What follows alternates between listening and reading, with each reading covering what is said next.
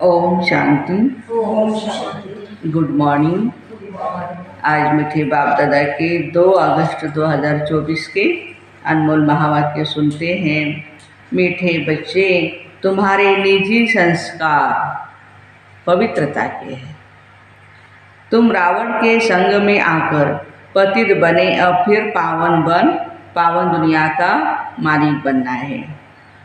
प्रश्न है, अशांति का कारण क्या है और उसका निवारण क्या है? उत्तर, अशांति का कारण है अपवित्रता। हम भगवान बाबा से वायदा करो, अब भगवान से बाप से आप वायदा करो, हम पवित्र दुनिया बनाएंगे। अपनी आय माना आंखें सिविल रखेंगे, क्रिमिनल नहीं बनेंगे, तो अशांति दूर हो सकती है। तुम शांति स्थापन करने के निमित्त बने हुए बच्चे कभी भी अशांति नहीं फैला सकते हो।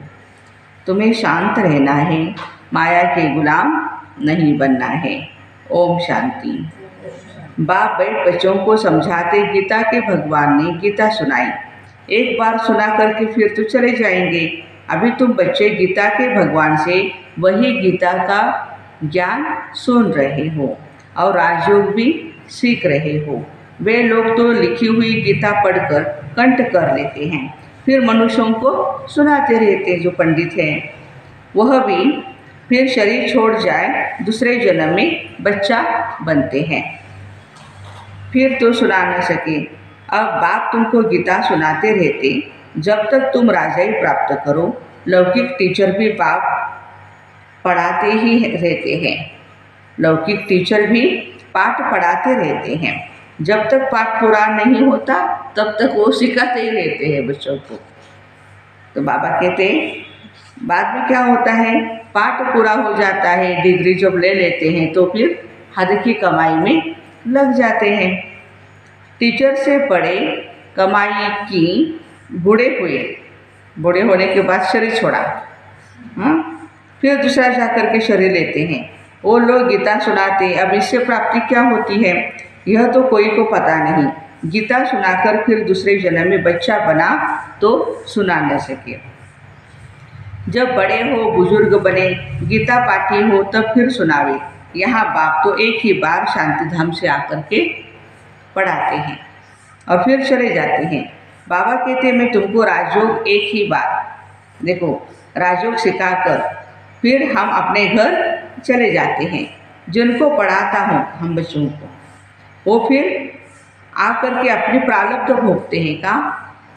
सतयुग में अपनी कमाई करते हैं, नंबरवार पुरुषार्थ अनुसार धारणा कर फिर चले जाते हैं। कहाँ? नई दुनिया में। ये पढ़ाई है ही नई दुनिया के लिए। मनुष्य तो ये नहीं जानते कि पुरानी दुनिया खत्म हो, नई दुनिया स्थापन होनी है। अभी तो जंग छिड़ गई है, तीसरा वार, तीसरा महायुद्ध बहुत बड़ा होगा अभी। तुम जानते हो हम राजयोग सीखते ही है नई दुनिया के लिए। फिर न यह पुरानी दुनिया न पुराना शरीर होगा। आत्मा तो अविनाशी है, आत्माएं पवित्र बन फिर पवित्र दुनिया में आती है। नई दुनिया थी जिसमें देवी देवताओं का राज्य था, जिसको स्वर्ग कहा जाता है। वह नई दुनिया बनाने वाला कौन है? भगवान है। वह एक ही धर्म की स्थापना कराते, कोई देवता द्वारा नहीं कराते हैं। देवता तो यहाँ है ही नहीं है, कलयुग में देवता है, नाम की है। तो जरूर कोई मनुष्य द्वारा ही ज्ञान देंगे जो फिर देवता बनेंगे। फिर वही देवताएं पुनर्जन्म लेते लेते ब्राह्मण बने हैं। यह राज तुम बच्चे ही जानते हो। भगवान तो है ही निराकार जो नई दुनिया रचते हैं। अभी तो रावण राज्य है। तुम पूछते हो कलियुगी पतित हो या सतयुगी पावन हो?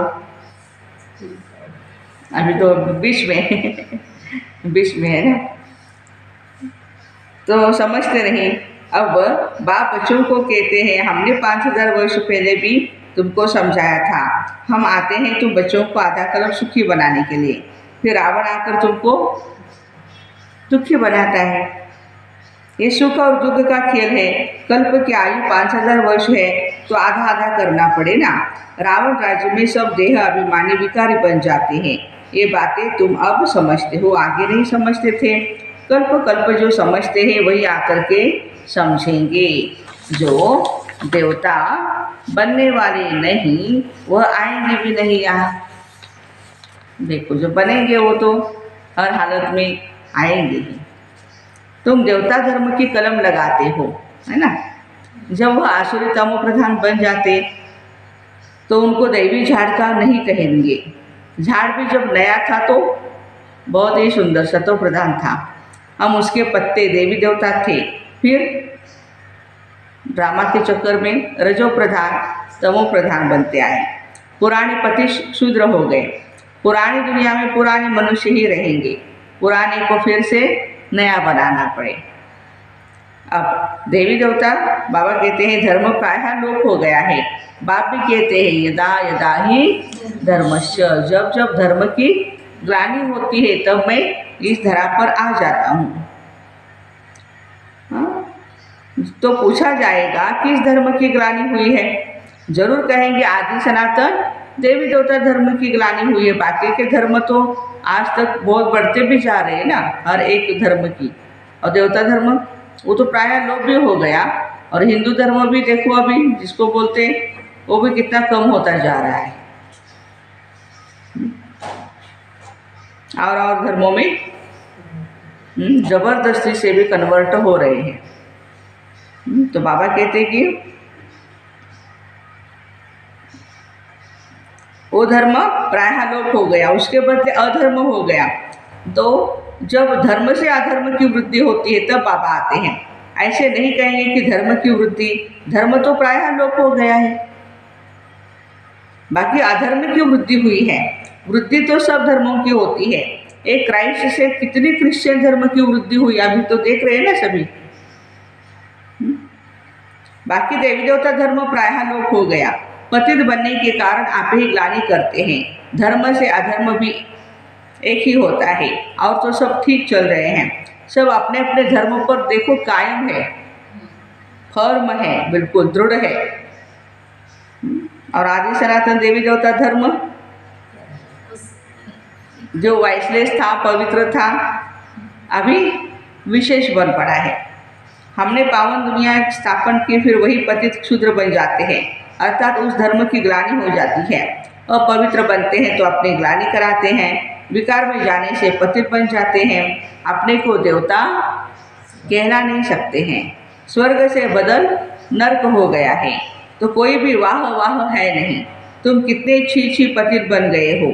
बाबा कहते तुमको वाह वाह फूल बनाया, फिर रावण ने तुमको कांटा बना दिया। पावन से पतित बन गए। अपने धर्म की हालत देखो क्या हो गई। पुकारते भी है हमारे हालत आकर देखो हम कितने पतित बने, फिर हमको पावन बनाओ।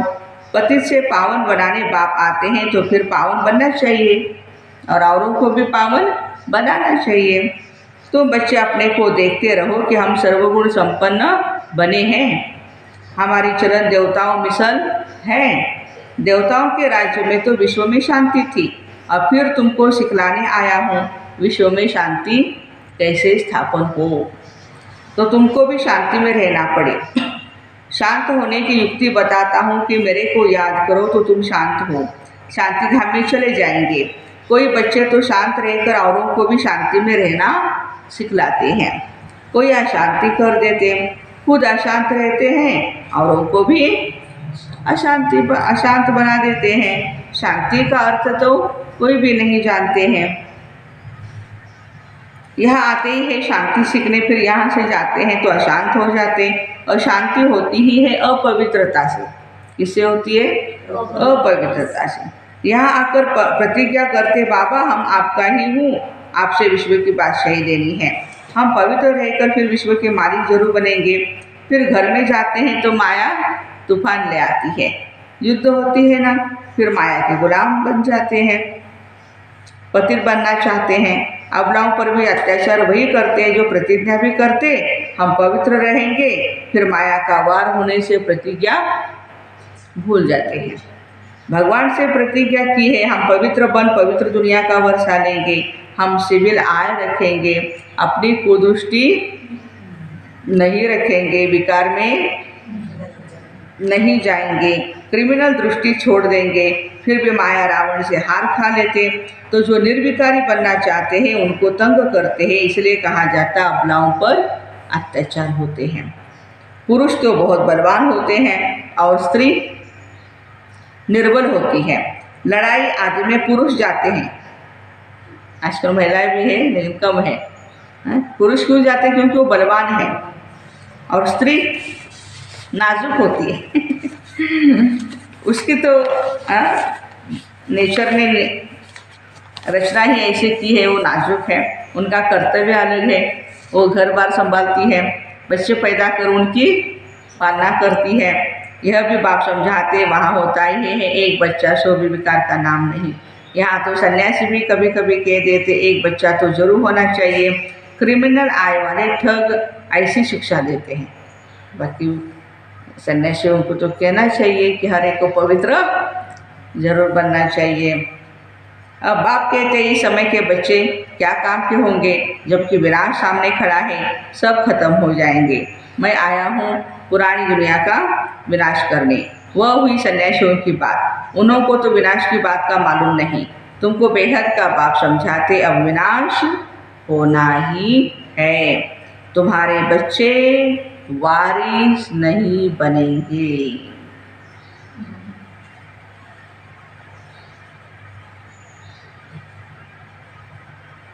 तुम समझते हो हमारे कुल की निशानी रहे, परंतु पति दुनिया की कोई निशानी नहीं रहेगी। तुम समझते पावन दुनिया के थे, मनुष्य भी याद करते हैं क्योंकि पावन दुनिया होकर गई है, जिसको स्वर्ग कहा जाता है।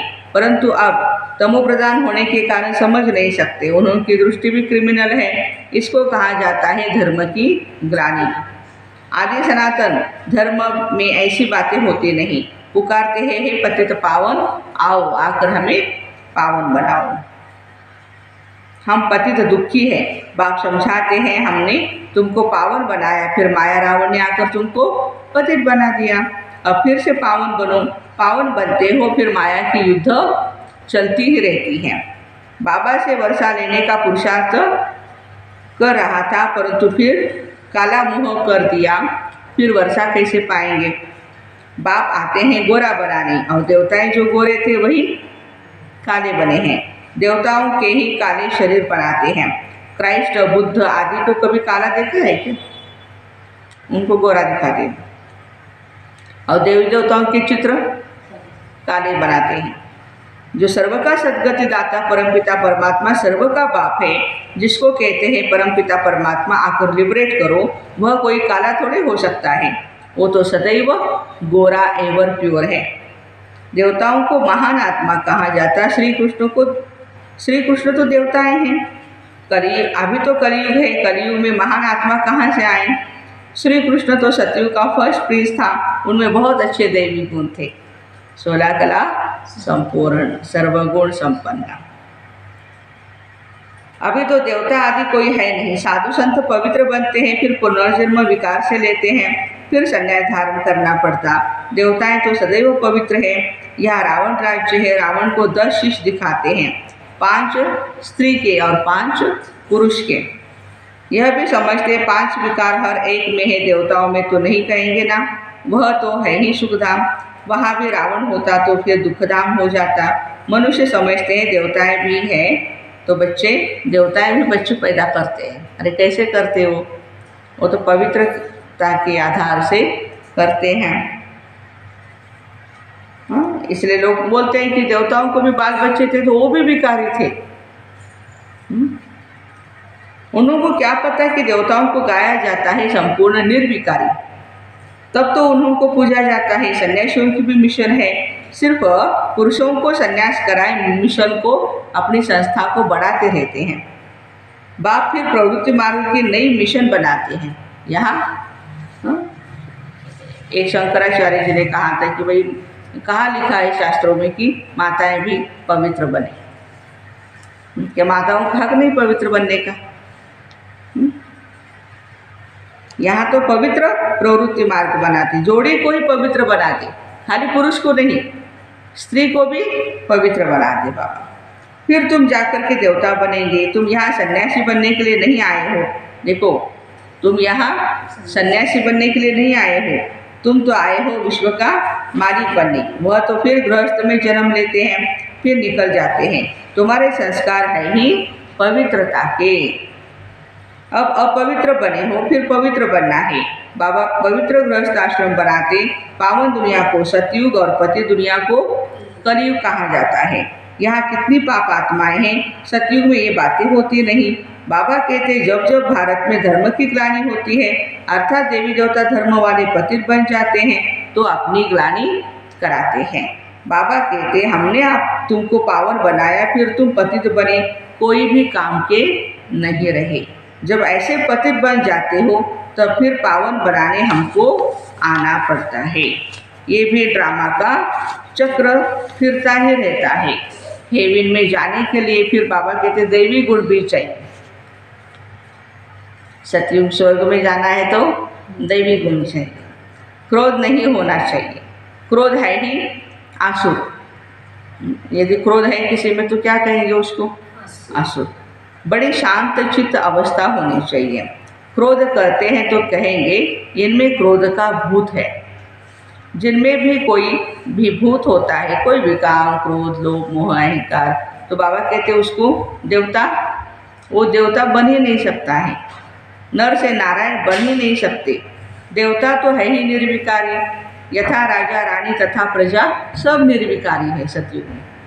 भगवान बाबा आकर के संपूर्ण निर्विकारी बनाते हैं। अच्छा, मीठे मीठे सिकिरदे बच्चों प्रति माता पिता बाप दादा का याद प्यार और गुड मॉर्निंग। रूहानी बाप की रूहानी बच्चों को नमस्ते। रूहानी बच्चों की रूहानी माता पिता बाप दादा को याद प्यार, गुड मॉर्निंग और नमस्ते। वाह बाबा वाह, शुक्रिया बाबा शुक्रिया। धारणा के लिए मुख्य सार है, पहली पॉइंट, बाप से पवित्रता की प्रतिज्ञा करनी है तो अपने को माया के वार से बचाते रहना है। कभी भी माया का गुलाम नहीं बनना है। इस प्रतिज्ञा को भूलना नहीं है, क्योंकि अब पावन दुनिया में चलना है। देवता बनने के लिए अवस्था को बहुत बहुत शांत चित्त बनाना है। कोई भी भूत प्रवेश होने नहीं देना है। दैवी गुण धारण करने हैं। आज का वरदान है, फरिश्ते स्वरूप की स्मृति द्वारा बाप की छत्र छाया का अनुभव करने वाले विघ्नजीत भव। अमृत वेले उठते ही स्मृति में लाओ, मैं फरिश्ता हूँ। ब्रह्मा बाप को यही दिल पसंद गिफ्ट दो, तो रोज अमृत वेले बाप दादा आपको अपनी बाहों में संभालेंगे। अनुभव करेंगे कि बाबा की बाहों में अतीन्द्रिय सुख में झूल रहे हैं। जो फरिश्ते स्वरूप की स्मृति में रहेंगे, उनके सामने कोई परिस्थिति व विघ्न आएगा तो बाप उनके लिए छत्र छाया बन जाएंगे। देखो, फरिश्ते की स्थिति में रहेंगे तो बाप उनके सामने छत्र छाया बन जाएंगे। तो बाप की छत्र छाया व प्यार का अनुभव करते, बाप की छत्र छाया और बाप का प्यार, इसका अनुभव करते बाबा कहते विघ्न जीत बनो। आज का स्लोगन है, सुख स्वरूप आत्मा स्वस्थिति से, सुख स्वरूप आत्मा स्वस्थिति से परिस्थिति पर सहज ही विजय प्राप्त कर लेती है। जो सुख स्वरूप आत्मा है, अपनी स्वस्थिति से क्या करती है? हर प्रकार की जितनी भी परिस्थितियाँ आती हैं, उस पर वो सहज ही विजय प्राप्त कर सकती है। तो ऐसे फरिश्ता स्वरूप की स्मृति द्वारा बाप की छत्र छाया का अनुभव करने वाले विघ्न जीत भाई बहनों को ओम शांति। Have a nice day.